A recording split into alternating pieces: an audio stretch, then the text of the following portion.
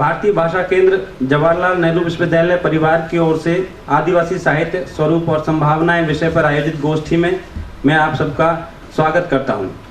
सबसे पहले मैं उद्घाटन सत्र के हमारे अतिथियों को मंच पर बुलाना चाहूँगा। Professor Sukhdev Thorat, professor Sudhir Kumar Sopori, professor Anand Kumar, Vandana Tete ji, professor Ram Bakhsh, please मंच पे आएँ।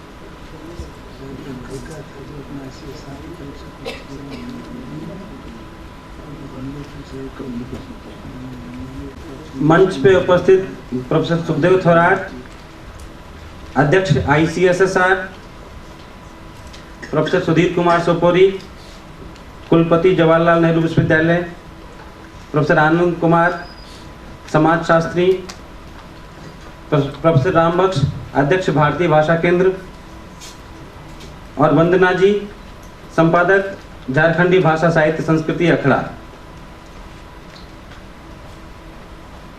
सभा में उपस्थित देश भर के अलग अलग हिस्सों से आए आदिवासी साहित्य के जानकार और आदिवासी साहित्य में रुचि लेने वाले विद्वान साथियों, भाई अनुज लुगुन, बड़े भाई अश्विनी कुमार पंकज जी, काशराय कुदास जी, जवाहरलाल बंकीरा जी, जुबाकिम टोपनो जी, डॉक्टर धनेश्वर माझी जी, निर्मला पुतुल जी, प्रोफेसर महेश अगस्टिन कुजूर जी, रणेंद्र जी, रमनिका गुप्ता जी, वारू सोनवणे जी, श्यामचरण टुडू जी, सुषमा आसुर जी, संजीव जी कुछ देर में पधारेंगे, Vinod Kumar ji, professor Shravan Kumar Meena ji, Damu Thackeray ji, doctor Pramod Kumar Tiwari ji, doctor Sanjay Kumar Suman ji, doctor बन्ना राम जी और तमाम साथियों जो विभिन्न सत्रों में भाग लेंगे,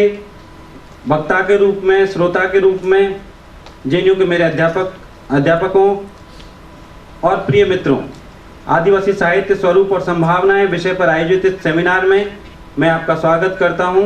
भारतीय भाषा केंद्र परिवार की ओर से, JNU परिवार की ओर से कार्यक्रम की शुरुआत हम आदिवासी परंपरा अनुसार हमारे उद्घाटन सत्र के अतिथियों का स्वागत करेंगे।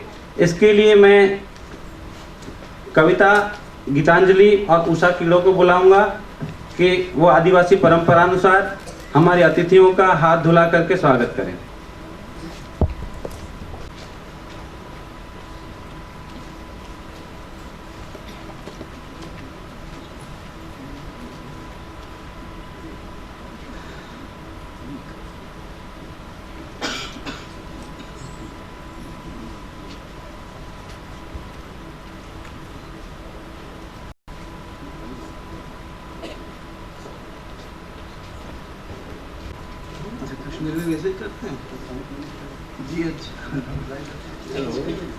साथियों, हमने आप लोगों ने बहुत गोष्ठियाँ अटेंड की होंगी। दरअसल गोष्ठी में स्वागत के अलग अलग तरीके होते हैं। हमने सोचा आदिवासी साहित्य पे सेमिनार है, कम से कम इस बहाने एक नई शुरुआत करें। हम आदिवासी परंपरानुसार आदिवासियों हमारे अतिथियों का स्वागत करें और अगर शुरुआत की परंपराओं में कुछ खामियां हैं उनको दुरुस्त करने की कोशिश करें।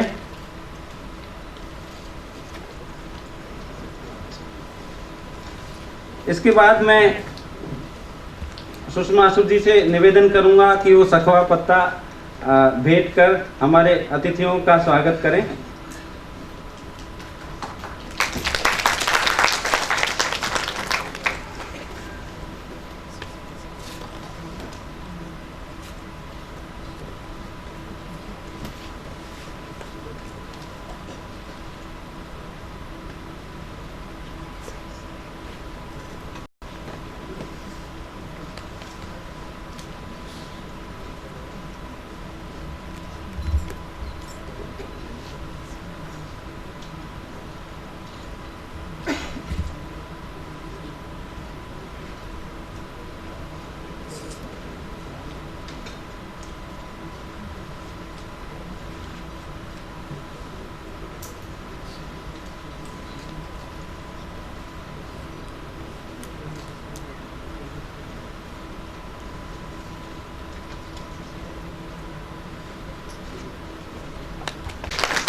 सुषमा असुर जी को आमंत्रित करूंगा कि वो सृष्टि और पुरखा स्मरण करके गोष्ठी के उद्घाटन सत्र की विधिवत शुरुआत करें। जानकारी में दिल्ली में किसी भी गोष्ठी में असुर समुदाय के किसी व्यक्ति की ये पहली भागीदारी है और वो हमारे आग्रह उन्होंने स्वीकार किया, वो हमारे आग्रह पर जेएनयू आई है। आप उनका स्वागत करें जोरदार तालियों के साथ में।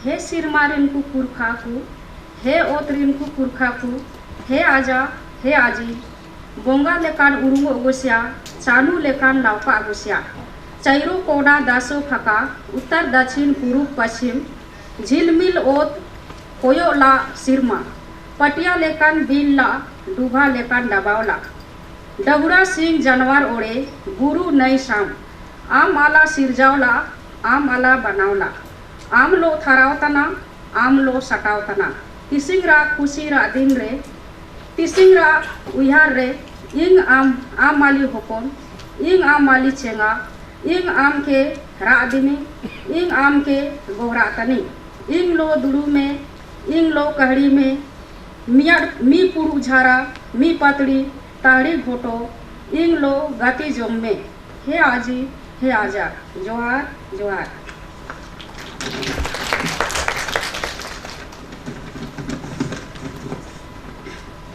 हे आकाश के पुरखों, हे धरती के पुरखों, हे आजी, हे आजा, सूरज की तरह उगने वाले, चांद की तरह चमकने वाले, चारों कोने दासों दिशाएं, उत्तर दक्षिण पूरब पश्चिम, झिलमिल धरती, झुका हुआ आसमान, चटाई की तरह बिछी हुई, कटोरे से ढका हुआ, गाछ वृक्ष, पशु पक्षी, वन पहाड़, नदी मैदान, तुम्हारी सृष्टि, तुम्हारी ही रचना, तुम्ही से सुरक्षित है।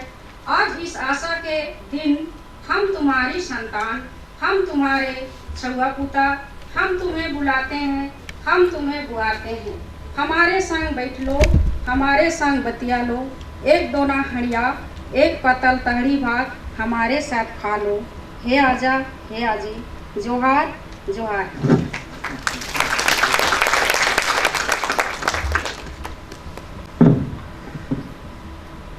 साथियों, ये हमारी एक कोशिश थी कुछ अलग करने की, आदिवासी परंपरा को यहाँ पर प्रस्तुत करने की। और आपने देखा कि किस तरह ये जो प्रचलित परंपराएं हैं उनसे भिन्न है। यहाँ किसी ईश वंदना नहीं है, किसी तरह का कोई ढोंग नहीं है, और उस प्रकृति को और उन पुरखों को स्मरण करना जो आदिवासी परंपरा को तथाकथित मुख्य धारा की परंपरा से अलग करता है, इसकी एक छोटी सी कोशिश थी। और सुषमा असुर को मैं एक बार फिर बुलाऊंगा गोष्ठी की विधिवत शुरुआत नगाड़ा बजाकर करने के लिए।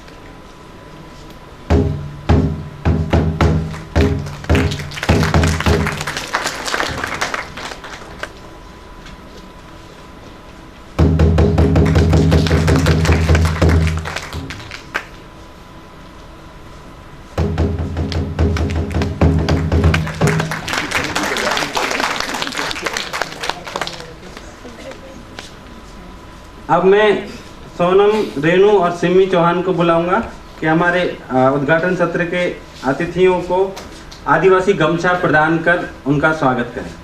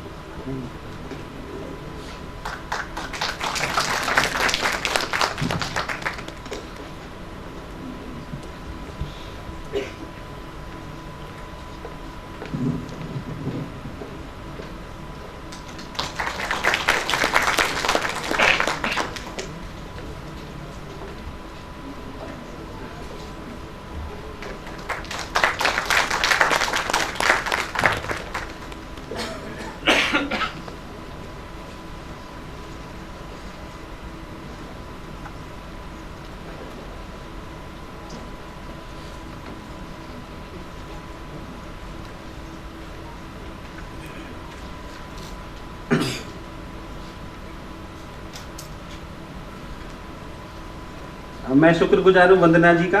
दरअसल वंदना जी ये गमछे उपलब्ध कराए, रांची से लेकर आई हमारे लिए, हमारे अतिथियों के स्वागत के लिए। साथियों, गोष्ठी में सब लोग अपनी बात रखें, उससे पहले मैं इसकी पृष्ठभूमि के तौर पे 2 मिनट आपके लूँगा। आप देखेंगे कि अकादमिक जगत में स्त्रीवादी साहित्य और दलित साहित्य के बाद आदिवासी साहित्य भी पिछले कुछ वर्षों से अपनी जगह बना रहा है। लेकिन आदिवासी साहित्य को लेकर एक बड़ी विडंबना की स्थिति ये है कि इसका इतिहास जितना पुराना है, जितना समृद्ध है, एकेडमिक जगत में आते ही उतने ही भ्रमों का निर्माण लोगों ने कर दिया है। कुछ जानबूझ के किए जा रहे हैं, कुछ इस प्रक्रिया में हो गए हैं। बड़ी संख्या में रिसर्च हो रहे हैं। आप देखें कि तमाम अनुशासनों में, चाहे वो समाज विज्ञान हो, चाहे वो भाषा का मसला हो, साहित्य का मसला हो, आदिवासी समाज और आदिवासी साहित्य के बारे में बड़ी संख्या में शोध हो रहे हैं, किताबें आ रही हैं। लेकिन हमारे विद्वान साथियों ने भी तमाम जगहों से फ़ोन करके जब हमसे पूछा है कि आदिवासी साहित्य पर सबसे अच्छी किताब कौन सी है, कौन कौन सी किताबें हैं, तो एक भी अच्छी किताब का आदिवासी साहित्य के बारे में नाम लेना थोड़ा सा मुश्किल सा लग रहा था। कोई मुकम्मल किताब दिखती नहीं है। तो ऐसा लगता है कि दूसरी तरफ ये भी है कि विश्वविद्यालयों के पाठ्यक्रमों में आदिवासी साहित्य जुड़ चुका है, जुड़ रहा है, 2 रूप में जुड़ रहा है। एक तो अस्मितावादी साहित्य के एक हिस्से के रूप में, जिसमें स्त्री साहित्य है, दलित साहित्य है और आदिवासी साहित्य है। इसके अलावा कई विश्वविद्यालयों से खबर मिली है कि वहाँ स्वतंत्र रूप से आदिवासी साहित्य पढ़ाया जाना शुरू हो गया है। जब ऐसे समय में आदिवासी साहित्य जबकि लोगों तक पहुँच रहा है, पाठकों तक पहुँच रहा है, विद्यार्थियों तक पहुँच रहा है, तो उसके बारे में एक सही समझ का निर्माण करना, एक सही समझ बनाना बहुत ज़रूरी है। ये गोष्ठी इसी दिशा में एक छोटी सी पहल के रूप में आप इस गोष्ठी को देख सकते हैं।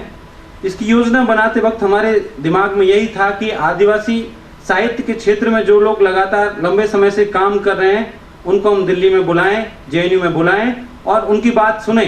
क्योंकि कोई भी डिस्कोर्स जब शुरू होता है तो कुछ लोग उसको हाईजैक कर लेते हैं, उसको अपने अनुसार चलाने लगते हैं। उन तमाम लोगों से आदिवासी साहित्य विमर्श को मुक्त करना और आदिवासी साहित्य के बारे में सही समझ का विकास करना इस गोष्ठी का लक्ष्य है। एक छोटी सी बात ये भी कि इसके लिए वक्ताओं के चयन करते समय इस बारे में बता दूं, कुछ लोगों को असहमतियां हैं, आपत्तियां, इसलिए बताना जरूरी है। हमने 2 आधार अपनाए। एक तो वो जो 15-15, 20-20 साल, 30 साल से आदिवासी साहित्य के क्षेत्र में काम कर रहे हैं, उन लोगों को हमने इनवाइट किया। इसके अलावा हमने एक लोकतांत्रिक प्रक्रिया अपनाई कि जो लोग भी अपना शोध पत्र प्रस्तुत करना चाहें, वो हमें एब्स्ट्रैक्ट भेजें, वो हमें अपना पेपर भेजें। अगर वो स्वीकृत होता है तो हम उनको बुलाएंगे। इस वजह से शोध पत्र प्रस्तुत करने वालों की संख्या बढ़ भी गई है, लेकिन हम सबको मौका देंगे। और जो हमारे देश के अलग अलग क्षेत्र से आदिवासी साहित्य के विशेषज्ञ आए हैं, खासतौर पर आदिवासी साहित्य में एक बहुत बड़ा सवाल ये है कि चूंकि हिंदी आदिवासियों की मातृभाषा नहीं है, तो आदिवासी मातृभाषाओं में जो साहित्य लिखा जा रहा है, उसको आदिवासी साहित्य की बात करते वक्त या आदिवासी विमर्श की बात करते वक्त उसको हम कैसे शामिल करें, किस रूप में शामिल करें, आदिवासी साहित्य का स्वरूप क्या होगा, उसकी प्रवृत्तियां क्या होंगी, उसकी चुनौतियां क्या होंगी और क्या संभावनाएं हैं। इन तमाम मुद्दों पर हम अगले 2 दिनों में यहाँ पर बात करेंगे। भारतीय भाषा केंद्र के अध्यक्ष प्रोफेसर रामबख्श को मैं सबसे पहले इनवाइट करूंगा कि वो हमारे परिवार के भारतीय भाषा केंद्र परिवार के मुखिया के रूप में हमारे तमाम वक्ताओं को, तमाम श्रोताओं का यहाँ स्वागत करें और अपनी बात रखें। धन्यवाद।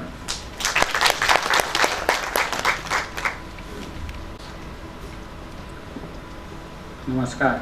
आज के कार्यक्रम के मंचासीन अतिथि माननीय प्रोफेसर सुखदेव थोराट, माननीय प्रोफेसर सुधीर कुमार सोपोरी, माननीय वंदना टेके, माननीय प्रोफेसर आनंद कुमार और इस राष्ट्रीय संगोष्ठी के कर्ता धर्ता और संयोजक डॉक्टर गंगा साई मीणा और सभागार में उपस्थित महानुभावों, देवियों और सज्जनों तथा प्रिय छात्र छात्राओं, भारतीय भाषा केंद्र द्वारा आयोजित आदिवासी साहित्य स्वरूप और संभावनाएं विषय की इस राष्ट्रीय संगोष्ठी में मैं आपका सबका स्वागत करता हूँ। ये संगोष्ठी हमारे मृदुभाषी कुलपति, मृदुभाषी बहुत महत्वपूर्ण है क्योंकि जितने विश्वविद्यालयों में मैंने नौकरी की मृदुभाषी कुलपति कहीं नहीं मिले। मुझे पहली बार मृदुभाषी कुलपति मिले, आगे ये जो मर्जी करें, लेकिन मृदुभाषी होना मुझे बहुत बड़ी चीज़ लगती है।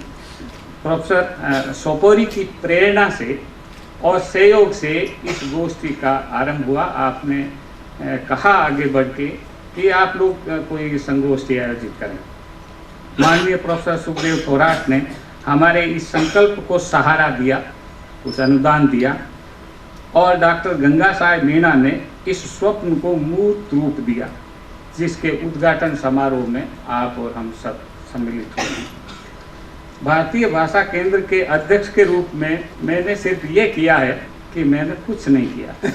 जो गंगा साई मीणा ने प्रस्तुत किया, जैसे इन्होंने बुलाना था, जैसे इनको काम करना था, जिस तरह से इनको गोष्ठी आयोजित करनी थी, उसको हमने सहमति प्रदान की। आप अपना करिए क्योंकि आप हमसे बेहतर तरीके से जानते हैं।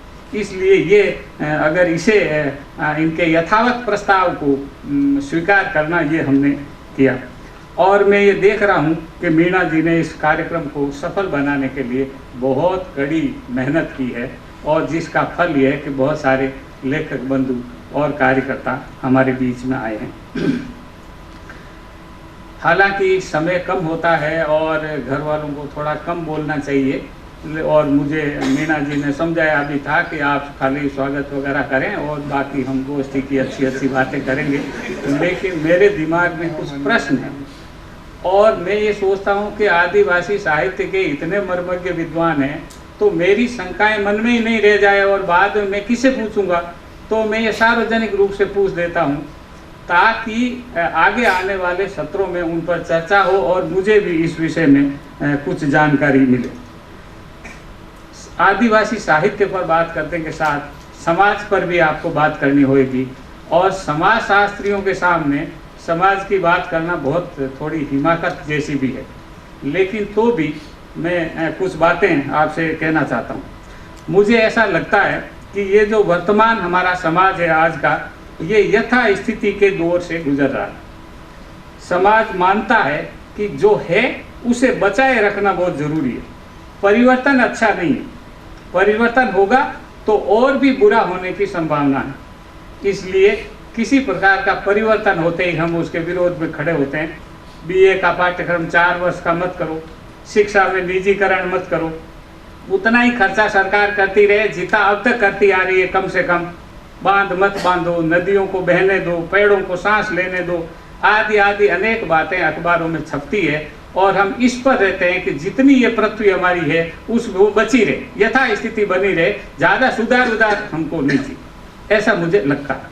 इस यथा स्थिति का संबंध मुझे लगता है कि इस अस्मिता विमर्श से जुड़ा हुआ। जब देश, समाज, उन्नति, विकास सब ठीक है, लेकिन इसमें मेरे समुदाय का क्या हिसाब है? हम दलितों का क्या, पिछड़ों का क्या, मुसलमानों का क्या, ब्राह्मणों का क्या? समाज में हमारा हिस्सा शांति काल में तय हो जाना चाहिए। घर में जब आग लगती है तो बड़े बूढ़े, स्त्री पुरुष सब एकता स्थापित हो जाती है और जब सब कुछ ठीक ठाक हो तो तेरा मेरा बहुत होता है। तेरे पीछे आके मैंने क्या किया, पत्नी माँ झगड़ा करती है लेकिन आग के टाइम में नहीं करती। इसलिए मुझे लगता है कि ये विमर्श परक लेखक समाज में हर समुदाय का अपना स्थान निर्धारित करने के लिए किया गया संघर्ष है और इसीलिए मुझे थोड़ा अच्छा भी लगा कि मीणा जी ने इस गोष्ठी का विषय आदिवासी विमर्श नहीं रखा, आदिवासी साहित्य रखा, थोड़ा खुलापन के साथ। इस संदर्भ में मैं एक बात कहना चाहता हूँ कि हमारे समाज का एक अत्यंत छोटा हिस्सा, भले ही वो 1% हिस्सा हो, वह न हिंदू है, न मुसलमान है, न दलित है, न ब्राह्मण है, न स्त्री है, न पुरुष है, वह तो मनुष्य मात्र है। हम इस 1% हिस्से के लोग हैं और हम उन्हें ही संबोधित कर रहे हैं। आदिवासी यदि आदिवासियों को ही संबोधित करना चाहे, ब्राह्मण अगर ब्राह्मणों को ही संबोधित करना चाहिए, दलित दलितों को ही संबोधित करना चाहिए, स्त्रियां स्त्रियों से ही बात करनी चाहे, तो हमें उनसे कुछ नहीं लेना, आप अपना करिए। लेकिन हम उस 1% हिस्से की आंखों से जीवन को देखना चाहते हैं, जो आदिवासी होते हुए भी आदिवासी न हो, जो ब्राह्मण बनिया ठाकुर कायस्थ होते हुए भी न हो। मुझे ऐसा लगता है कि ऐसा हो सकता है, और न हो तो हमें कोशिश करनी चाहिए। और ऐसा तो बिल्कुल नहीं होना चाहिए कि दलित आदिवासी पिछड़े तो अपनी जाति से ऊपर उठ जाएं और सवर्ण जातियां जो है अपना जातिवाद चलाते रहें। ये बहुत जरूरी चीज होती है, क्योंकि आपकी उदारता का दुरुपयोग कोई न करे। एक और बात है जो मैं आपके सामने साझा करना चाहता हूँ, इतिहास के बारे में जो थोड़ी बहुत मेरी समझ है और जो मैंने देखा है। मेरी अपनी राय नहीं, ऐसा होना नहीं चाहिए, लेकिन मुझे लगता है कि ऐसा होएगा, होने की संभावना। हजारों वर्षों का इतिहास गवाह है कि इस दौर में आदिवासियों का कोई भविष्य नहीं, उन्हें तो मिटना ही है। उनकी भाषा, सभ्यता, संस्कृति इस आधुनिक दौर में नहीं बचेगी। भले ही बहुत अच्छी हो, भले ही वरेण्य हो, भले ही कीमती हो, लेकिन उसको कैसे बचाएंगे, इसको लेकर के मुख्य धारा की हम निंदा करते हैं तो अच्छा ही लगता है और सब बहुत ठीक बात है। लेकिन उस संस्कृति को बचाने की कोई स्कीम अगर मिले तो बहुत अच्छा है। आदिवासी अपना आदिवासी भूल कर महाजीवन में घुल मिलकर अपने आप को समाप्त कर ले, यही विकल्प है। इसके लिए आरक्षण है, अनुदान है, शिक्षा है, नौकरी है, प्रलोभन है, सामाजिक कार्यकर्ता है, एनजीओ है, सब है। और यदि आप नहीं करोगे तो नशा है, भूखमरी है, बीमारी है, अवहेलना है और फिर बंदूक की गोली। एक बात और मैं कुछ बात कहना चाहता हूँ। अंडमान गया था मैं, और वहाँ पर मैंने आदिवासी जो जवारा आदिवासी है उनके बीच में से एक सड़क निकाल दी थी, वो मैंने देखा था। अब उनको बचाए रखना है तो वो पशुवत जीवन जिएंगे, और अगर आप उनको पढ़ा लिखा दोगे तो उनके नमक विहीन खाना और वस्त्र विहीन शरीर तो नहीं ही बचेगा, वो तो उनको बनाना ही पड़ेगा। इसलिए जवाराओं और मीणाओं के बीच के आदिवासी बचेंगे या नहीं बचेंगे, और नहीं बचेंगे तो आप मर्सिया गाइए और गाली दीजिए, गा लो तथाकथित। ये जो है चीज है, ये जो खतरा है, इस खतरे के बीच हमें आदिवासी साहित्य पर चर्चा करनी चाहिए। एक और बात है जो मुझे थोड़ा सा समाजशास्त्र और साहित्य के फर्क के बारे में भी थोड़ी सी बात कहना चाहता हूँ कि आमतौर से हम साहित्यकार जब साहित्य के समाजशास्त्र की बात करते हैं तो सामाजिक समस्याओं की बात करते हैं। मुझे लगता है कि सामाजिक समस्याएं और पीड़ाएं समाजशास्त्री, राजनेता, एनजीओ के कार्यकर्ता वो हमसे बेहतर ढंग से कर सकते हैं। साहित्य बिल्कुल दूसरे ढंग से बातें करता है, और हम इस दुख और पीड़ा से हमारा जो जीवट है वो नहीं टूटना चाहिए। अगर हमको लगता है कि हमारे ऊपर बहुत अन्याय है तो वो अन्याय ही हमारे ऊपर हावी हो गए, तो उस जीवट की अभिव्यक्ति कैसे होती है, एक मैं उदाहरण देना चाहता हूँ। मैंने गांव में अपने लोक साहित्य में सुना था, एक आदमी गांव में आया और एक स्त्री से कहा, चौधरण मुझे राली दे दो। राली उसको कहते हैं बिस्तर बिछाने का, जिस पर आदमी रात को सोता। तो भोली सी स्त्री थी, उसने कहा मेरे पास राली का, मैं तो जागीरदार के कारिंदे के साथ बड़ी मुश्किल से रात गुजारती। कहीं कोई अश्लीलता नहीं है, कहीं कोई बात नहीं है। उस स्त्री ने आराम से ये बात कह दी। अब ये छोटे प्रकरण में उस ग्राम बाला की चतुराई, जो ये मांगने पर कोई चीज नहीं देना, भैया कुछ भी मांग लो मेरे को देना ही नहीं, और बहाना कैसे कैसे बनाती है, उस सौंदर्य के अंदर आप जाइए। और गरीबी का ये हालत है कि उसके घर में बिछाने को बिस्तर नहीं, और अन्याय और अत्याचार की पराकाष्ठा ये है कि उसको लगता है कि कारिंदा अत्याचार नहीं कर रहा है, मैं ही अपनी सहमति से रात गुजारती हूँ। तो सामंतवाद के विरुद्ध जो बहुत सारा हम समाजशास्त्री या राजनीतिक लोग वक्तव्य देते हैं, उससे एक अलग तरह की ये जो साहित्यिक स्थिति है वो हमारे सामने आती है। और ये बहुत कहना चाहिए कि मुझे लगता है कि साहित्य में ये सबसे अधिक ताकत है। एक बात और कह के मैं अपनी बात खत्म करूंगा कि हमारे यहाँ हमारा जो समाज है वो 3 रूपों में अभिव्यक्त होता है। एक हमारा रूप है राजनीति, प्रशासन, भौतिक व्यवस्था में अभिव्यक्त होता है और जिसका अध्ययन और मनन विश्लेषण हमारे समाज वैज्ञानिक करते हैं, थोराट साहब ने, आनंद कुमार जी ने और बाकी लोगों ने किया है। एक दूसरा रूप हमारे समाज का अभिव्यक्त होता है जो साहित्य में, कला में, सिनेमा में, नाटकों में अभिव्यक्त होता है और उसका अध्ययन, विश्लेषण, मनन वगैरह नाटककार, फिल्मकार, साहित्य समीक्षक, बुद्धिजीवी, मीडिया के लोग ये हमेशा चर्चा के दौरान इसकी अभिव्यक्ति करते हैं। भारत का, मैं जब कहता हूँ भारत, तो भारत का पूरा रूप एक और रूप है जो लोक स्मृति में, लोक साहित्य में और लोक बोलियों में अभिव्यक्त हो रहा। हमारी साधारण निरक्षर जनता का जो ज्ञान है वो इस लोक स्मृति में जीवित है। आदिवासियों का जो साहित्य है उसका, उनकी जो ताकत है वो उनका वह लोक साहित्य है जिसमें उनका अपना जीवन विवेक और जीवन संबंधी निष्कर्ष है। ये वो भंडार है जो अगले 50-60 वर्षों में निश्चित रूप से लुप्त हो जाएगा, क्योंकि हमारे उच्च शिक्षा प्राप्त विद्वानों ने, दिल्ली ने, विश्वविद्यालयों ने और बंबई जैसे महानगरों में इस ज्ञान का पूरी तरह से लोप हो चुका है। इस लोक साहित्य को, लोक ज्ञान को व्यवस्थित रूप में संग्रहित करने की जरूरत है। भारत के भाषा सर्वेक्षण की तरह जो जॉर्ज अब्राहम ग्रेसन ने किया था, लोक साहित्य और ज्ञान का भी सर्वेक्षण और संग्रह होना चाहिए। और थोराट जी की संस्था बड़ी है, ये इसको हाथ में ले सकती है, जिसमें सारे भारत के सभी विश्वविद्यालय, स्कूल, प्रशासन, राजनीतिक, सामाजिक कार्यकर्ता सब मिलकर इस भारतीय संस्कृति को, जिसमें आदिवासी और दलित और पिछड़े लोगों की संस्कृति भी शामिल है, इसको सुरक्षित करें और उन बोलियों में सुरक्षित करें जिन बोलियों में वो लिखा जा रहा है या बोला जा रहा है या लोग की स्मृति में है, और उसको खड़ी बोली हिंदी में आप उसे अनुदित करें और उसके बाद चाहें तो आप अंग्रेजी में अनुदित करें, चाहे जो करें। मेरे अपने गृह जिले में नागौर में मैंने एक बार कोशिश की थी और मैंने एक संस्था को तैयार किया था कि आप अपने इस जिले का सर्वेक्षण करके आप लोक साहित्य को इकट्ठा कर लें, और वो तैयार भी हो गए थे, लेकिन मुझे कुछ भारी भरकम बीमारी हो गई और जिसके कारण वो मेरा जो प्रोजेक्ट है वो छूट गया। इसलिए मैं आग्रह करूंगा और जहाँ भी जाता हूँ, जब भी मुझे मौका मिलता है तो मैं कहता हूँ कि जीवन में जैसे 1 या 2 पेड़ लगाना जरूरी है, ऐसे ही आप अपने लोक साहित्य के संग्रह की एक पुस्तक जरूर आप अपने सामने रखें।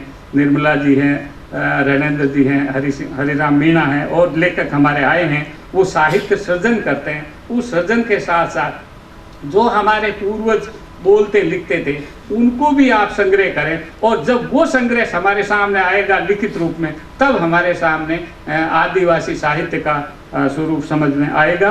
क्योंकि देर सवेर जब भी ग्लोबल गांव बन जाएगा, भूमंडलीकरण जब कंप्लीट हो जाएगा, तब मेरे ख्याल से 4 या 5 भाषाएं इस संसार में बचेगी, सबका लोप हो जाएगा अगर इसी गति से चला तो। अगर बीच में कुछ दूसरी गति आई या कुछ बदल दिया तो आप हो सकता है। तो अगर हमें बचना है, बचाना है, तो मुझे लगता है कि ये भी एक तरीका हो सकता है। आप लोग आए, बहुत दूर दूर से, रांची से सब आए, कुछ सारे भारत से लोगों को बुलाया। थोड़ी बहुत असुविधा हो सकती है, हमारे भारतीय भाषा केंद्र ने बहुत वर्षों बाद में ये राष्ट्रीय संगोष्ठी का आयोजन किया है, तो हमें भी थोड़ा अनुभव कम है, तो थोड़ी बहुत असुविधाओं को बर्दाश्त करते हुए भी आप हमारे बीच में हैं और कुछ बातें आपसे सुनेंगे, साझा करेंगे। आप सबका बहुत बहुत स्वागत। धन्यवाद प्रोफेसर रामबख्श। अब मैं प्रोफेसर थोराट को इनवाइट करूंगा। प्रोफेसर थोराट को मैं 2001 में JNU आया, तब से लगातार सुनते आ रहे हैं, उनसे प्रेरणा लेते आ रहे हैं। खास तौर पे वंचित समुदायों के विद्यार्थी जब JNU आते हैं तो उनमें एक आशा की किरण देखते हैं कि हम भी इस तरह बन सकते हैं और हम जहाँ से उठ के आए और जहाँ पहुँच सकते हैं, वो सारी संभावनाएं उनको दिखती हैं। मैं प्रोफेसर थोराट को इनवाइट करूँगा 2 शब्द के।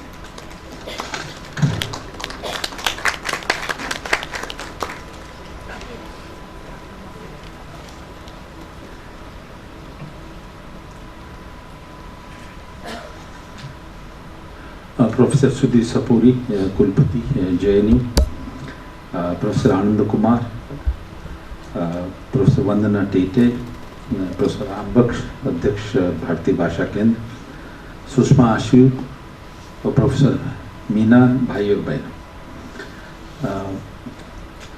मैं जब 10 मिनट पहले आया, मैं कोई भी फंक्शन शुरू होता है तो पहले आ जाता हूँ, तो मैंने उनको पूछा, भाई मैं तो समाजशास्त्र और अर्थशास्त्र का अभ्यासक हूँ, मुझे यहाँ क्यों बुलाया? तो उन्होंने कहा इसलिए बुलाया कि आपने हमें पैसे दिए। मैंने कहा भाई ये तो ठीक नहीं है, मैं तो पैसे देते रहता हूँ जब जब JNU के कोई लोग आते हैं, अच्छी एक्टिविटीज़ है। लेकिन उन्होंने कहा कि आप इसमें कुछ कहिए आपके अनुभव के आधार के ऊपर। मैं समझता हूँ कि ये मैं बधाई देता हूँ डॉक्टर मीना को और साथियों को जिन्होंने ये कॉन्फ्रेंस यहाँ की है, जिसका मुख्य उद्देश्य है आदिवासी साहित्य का स्वरूप और उसकी संभावना है, इसके ऊपर है। मैं समाजशास्त्र से जुड़ा हूँ, लेकिन लिटरेचर से मेरा काफ़ी संबंध रहा है। इसलिए नहीं कि हमारी पत्नी दलित साहित्य में बहुत कुछ करती है, बल्कि कॉलेज का जब विद्यार्थी था मैं औरंगाबाद में मिलिंद कॉलेज में मिड 60s में, तो उसमें है वही पीरियड है जिसमें दलित साहित्य का जन्म हुआ, उगम हुआ, और वो सारे जो डिबेट और डिस्कशन चलते थे उस ज़माने में, उसका मैं साक्षीदार हूँ। मैंने वो देखा और एज ए स्टूडेंट समझने की कोशिश की। बाद में दलित साहित्य एक बड़े रूप में सामने आया।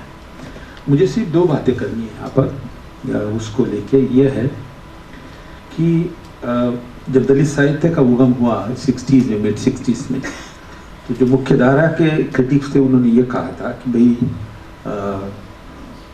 ये तो कुछ साहित्य है नहीं है, ये तो लाइफ के अनुभव है, इसमें भाषा नहीं है, इसमें जो बांध के रखने वाली साहित्य में जो कैपेसिटी होती है वो है नहीं। तो उसका जवाब मैंने जैसे इसके पहले कहा कि राजा ढाले और नामदेव ढसाल इन लोगों ने कहा था कि देखिए जो मेन स्ट्रीम लिटरेचर है वो तो 3.5% का लिटरेचर है, वो तो by high caste particularly Brahmin communities की जो समस्याएं हैं सोसाइटीज़ की, इकोनॉमी की, पॉलिटी की, कल्चर की, फैमिली की जो समस्या है, उसी से उस साहित्य में उसका एक्सप्रेशन होता है। और इसमें जो हायर कास्ट, OBC, आदिवासी, दलित, इसका तो लाइफ इसमें कहीं समझ में नहीं आ रहा है, दिखता ही नहीं। तो इसलिए दलित साहित्य जो है एक सर्वसमावेशक भूमिका लेके सामने आया है। और मेरा ख्याल है वो जो एक्सप्लेनेशन राजा ढाले और नामदेव ढसाल आप जानते हैं, बड़े नामी ये साहित्यिक है, उन्होंने दिया, मेरा ख्याल है वो सही है। हमारी जो सोसाइटी है उसमें डाइवर्सिटी बहुत ज़्यादा है, और डाइवर्सिटी के साथ डिस्पैरिटीज भी जुड़ी हुई है। और इतनी डाइवर्सिटी है, और इतना डाइवर्सिटी ने जो डाइवर्सिटी हो तो अच्छी बात है, डाइवर्सिटी नहीं होना कोई बुरी बात नहीं है, लेकिन डाइवर्सिटी के साथ अलगपन, सोशल एक्सक्लूजन भी एक बहुत बड़ा मुद्दा है। सोसाइटी इस तरह कंपार्टमेंटलाइज हमारी हुई है, जाति के आधार पर तो हुई है, उसमें कोई शंका नहीं है, लेकिन इथनिसिटी, रिलीजन, रीजन, इस आधार पर भी हमारी सोसाइटी काफ़ी अलगाव का रूप ले चुकी है। तो उसका अर्थ ये होता है कि जो सामाजिक जीवन दूसरे तबके का है उसके बारे में हमें कोई कल्पना नहीं होती, उनके दुख, उनके सुख, उनकी समस्या है, इसके बारे में हमें कोई जानकारी नहीं होती। तो मैं ये समझता हूँ कि rise of Dalit literature, rise of Adivasi literature, rise of literature bye woman, ये वो प्रक्रिया का ये है, साधन है, जिसके तहत मेन स्ट्रीम लिटरेचर ने इनको इनकी तरफ ध्यान नहीं दिया, वो उनका सब्जेक्ट नहीं बना। इसलिए ये नई विचारधाराएं, नई जो डिफरेंट ग्रुप्स है, उनका अपना जीवन उस लिटरेचर से बाहर आ रहा है। के.आर. नारायण ने एक बार कहा था, लिटरेचर के कॉन्टेक्स्ट में कहा था कि ये जो हमारा लिटरेचर विभिन्न तरीके से या हम देखते हैं वो